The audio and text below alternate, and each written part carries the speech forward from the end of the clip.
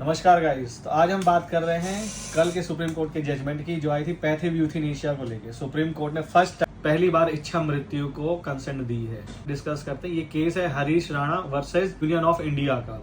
इसमें हुआ था, इस केस का बैकग्राउंड देखें तो जो हरीश राणा थे कॉलेज टाइम पे गए थे अपने हॉस्टल वगैरह, वहां से चौथी मंजिल से नीचे गिर गए थे, जिसके बाद से वो वेजिटेटिव स्टेट में थे, ब्रेन भी काम नहीं कर रहा था, पैरालिसिस हो गया था।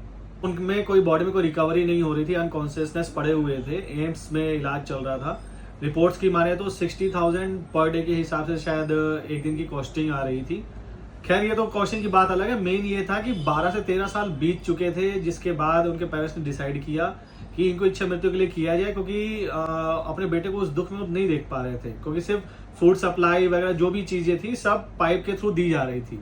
वो मुंह से कोई चीज नहीं खा पा रहे थे, इतनी कंडीशन खराब हो रखी थी, जिस वजह से ये तो लिक्विड फॉर्म में बॉडी में चीजें जा रही थी, खुद से चीज वो नहीं खा पा रहे थे, जिस वजह से 11 तारीख यानी 11 मार्च 2026 था जब सुप्रीम कोर्ट ने first time ever in history has given pass this judgement या पैसिव यूथेनेशिया, जिसमें ये कहा गया कि इच्छा मृत्यु ग्रांट करी जाती है। बट एक चीज इसमें ध्यान रखने की चीज है कि जो मरीज है, जो हरीश राणा जी हैं, उनको वो पूरी सम्मान के तरीके से ये सारी चीजें करी जाएंगी, सम्मान पूर्वक उनकी गरिमा को कायम रखा जाएगा। तो सुप्रीम कोर्ट ने ये भी कहा है कि उनको उनके घर से शिफ्ट करके पैलिएटिव केयर सेंटर में भेजा जाए। जीवन रक्षक प्रणाली है जिस लाइफ सपोर्ट सिस्टम पे अभी वो है, उसको रिमूव किया जाए और उनको एक प्राकृतिक तरीके से उनकी डेथ होनी चाहिए। तो ये था फर्स्ट एवर हिस्ट्री जो क्रिएट हुई है कल, और यही था पैथिव यूथेनेशिया।